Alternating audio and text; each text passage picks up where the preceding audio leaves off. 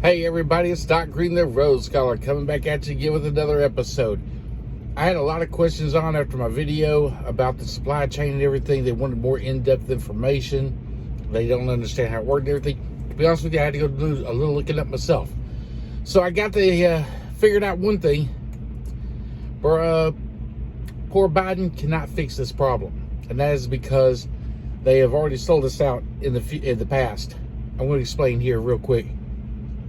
The Long Beach port back in 2012 signed a 40-year lease agreement for the port with OOCL, Orient Overseas Container Lines. Now, in that agreement, the OOCL, which is a Hong Kong-owned company in China, signed an agreement saying that they were going to bring in all this infrastructure to the port, help rebuild it, bring it up to newer standards, cut down on emissions, do a lot of infrastructure work on it and everything. So they leased it for 40 years.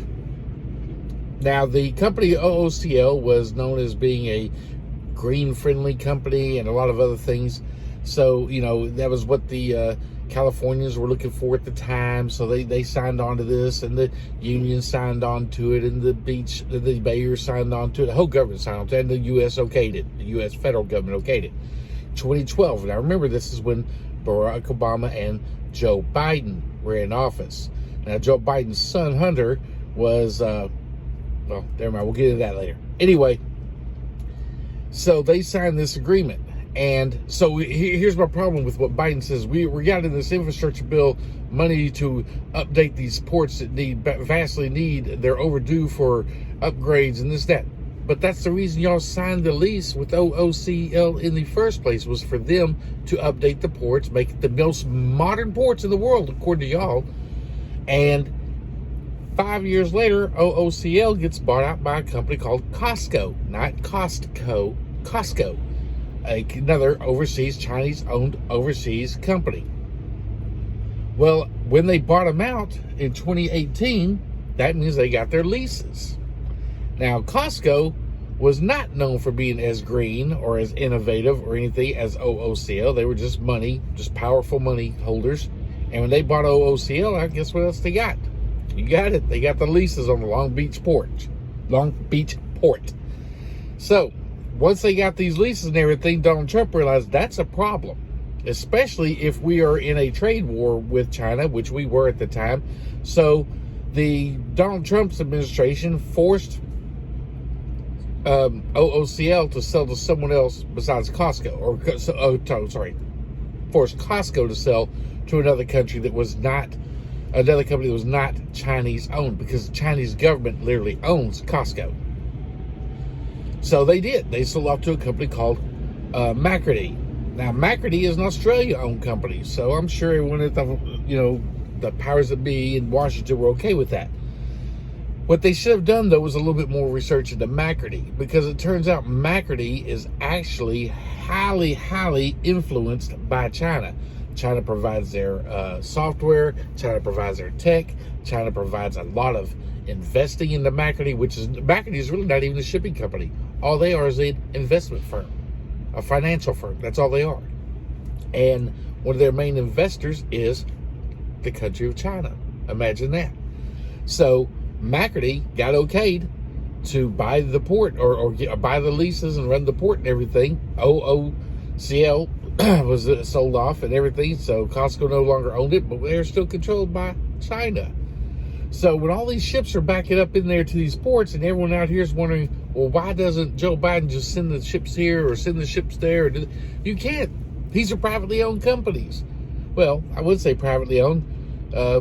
Macridy is privately owned but controlled by communist China, and China sees that if the more money Macridy makes, because they're invested in Macridy, the more money they make.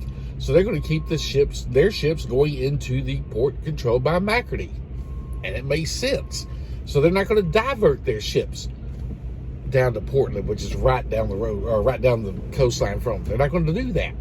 They're not going to divert their ships to Florida or to Texas, because it would make no sense for them. It's more financially viable for them. So when it goes back to it, we got to realize here's what happened. In 2012, The Obama administration with Biden sold us out to China. Imagine that. So when Trump comes into office, he tells you guys, we cannot keep everything in China. We got to start doing things here ourselves. And everyone came down on him. Oh no, oh no, oh no. And look who ended up being right. Crazy. Now, I'm not saying Donald Trump was the smartest one, because he should have caught on that McCarthy did a little bit more, had his team do a little bit more investigating and find out who controlled McCarthy, and find out that even though it was an Australian company, it's basically China owned or China operated. They pretty much got a lot of influence over what McCarthy does. So that's a mess up on both parties. And the truth is, people, we've been warned about this for decades, that we were being sold out to China. And the American, but it's not sexy. I get it. It's not glamorous. It's not sexy. No one likes to talk about transportation and shipping. It is boring as hell, until you go to the store and there's nothing on the shelves. Then all of a sudden it becomes exciting and it's top of the news. And we've been warned about this for a long time. Conservatives have been warning Republicans and Democrats about this for a long time, and we just kept blowing them off. But if China ever gets in charge, and that's what happened. And now the ships are backed up. They're not going to divert them. It's not a trucking problem like Joe Biden keeps saying. It is not a trucking problem. He's talking about, well, we might send in that trucking, the National Guard, and then call up the military if the truckers can't get the goods shipped out. The problem isn't the truckers getting the goods shipped out. The problem is the ports getting the goods off the ship. And these ports are owned and operated by Chinese and Chinese-friendly companies. And the unions, they Joe Biden can't go against the unions. He can ask them to do things, and pretty much it looks like they said they go 24/7. Still not doing it. So basically, Joe Biden and his union buddies have pretty much, and Barack Obama and his administration and all the Democrats in California, and they're quick to go green, and we'll sell America out if it means China is going to pay for us to go green, sold us out. And now Joe Biden is there telling the world, or the United States, that we need to pass this infrastructure bill that is going to be the biggest investment in these ports and modernizing our ports in the history. Yeah, but we're not supposed to, because that's the reason we signed a 40-year lease with a Chinese-owned company. They were supposed to do it, and now they're not doing it. We're going to do it, and guess who's going to profit from them? That's right, the company that still holds the 40-year lease. China and Macquarie and OOCL and Costco. They're the ones who are going to profit while the American people keep jacking up and losing our jobs.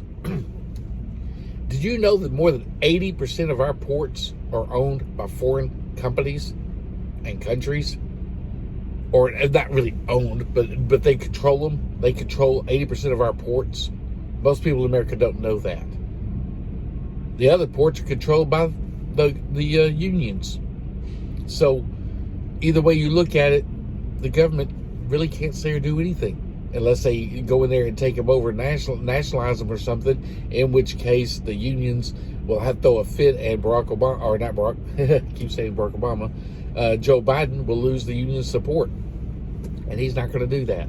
He is not going to do that.